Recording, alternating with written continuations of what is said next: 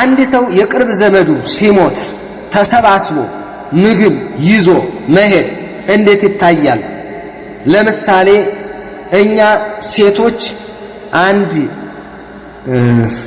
አንድ ጓደኛችን ሐዘን ሲያጋጥማት ብር አዋተን ምግብ እንሰራና ይዘን እንሄዳለን እና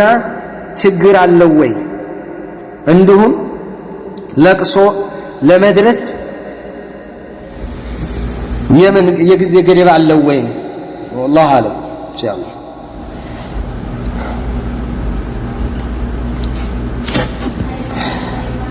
ለቅሶ ቤት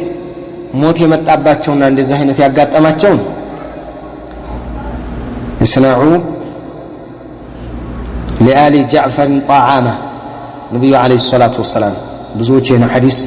ሶሒህ ያደርጉታል ኢብኑ ባዝን ይመስል ሌሎችም ሶሒህ ያደርጉታል ምግብ ይዘጋጅላቸዋል ምግብ ይሰጣቸዋል ከዛ ውጭ እዛ እየሄዱ ማስተዛዘል እዛ እየሄዱ መቀመጥ ድንኳን ሰርቶ መቀመጥ እዛ ቡና እያፈሉ ምን እያወኩ መቀመጥ የለም ይሄ የለም በቃ ከተቀበረ ከንትን በኋላ ገበያ አስታገኙ ሌላ ቦታ አስታገኙ ድረሱት ይሄ ደግሞ ሰለፊዮች ልትይዙት ይገባል ይሄ ነው እንጂ ለሐዘን ተብሎ አይቀመጥም አይቻልም የለም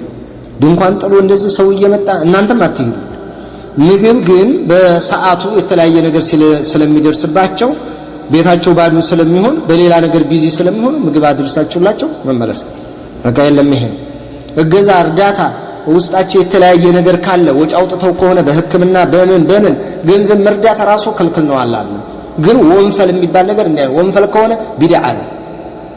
ነው ያ አሁን ገንዘብ የሚሰጣጡት አለ አይደለም ለቅሶ ቤት 50 ብር 100 ብር ጣል እያደረገ ያባቴ ጊዜ ምንድን ነበር የጣለው 100 ብር ነው መጣው አሁን 100 ብር ይዞ ሄደ ይሄ ቢድዓ የለም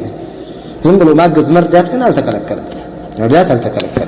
አልተከለከለም መርዳት መተጋገዝ አልተከለከለም ሻው በሌለም ነገር ግን ምግብ እያያዙ ቦታው ላይ መሰብሰብና መከማቸት ደግሞ ክልክል ነው ጀሪር ኢብኑ አብዱላህ አልበጀሊ የተናገረው ነገር አለ መሰባሰብን እዛ ቦታ ላይ ምን ንያህ እንቆጥረው ነበር ብሎ የመጣበት ሁኔታ አለ አይቻልም ይሄ በምን ቤት ማለት ነው ታዚያው ቤት ምን ይላል كنا نعد الاجتماع الى اهل الميت وصنعه الطعام بعد دفنه من النياحه ሟች ከተቀበረ በኋላ ምግብ ይዞ እሱ ቤት እንደዚህ መሰባሰብን ይሄ እየገጣጠሙ ማልቀስ ኒያሃ ማለት حرام ከሱ እንቆጥረው ነበር ይለናል ሷሃቢዩ አخرجه الامام احمد وابن ماجه بسند صحيح የሚያሳልፉት ሐዲሱ ሷሂህ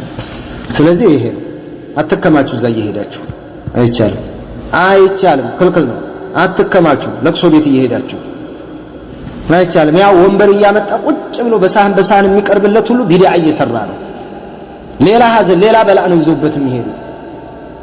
የሱን እህል ወይም ደግሞ ቀሪ ብለው የቀሪው የሱ እህል ነው እኮ መጀመሪያ ቀሪ ብለው አውጥቶ አሁን የቀሪ እህል ይወጣና ይቀቀላል መልሶ ማለት ነው እንደገና እየሄዱ ለቅሶ ቤት ቁርሱንም ይበላል እዛ እየሄደ አውዱ ቢላህ ይሄ የለም እንደዚህ አደራ ኢንሻአላህ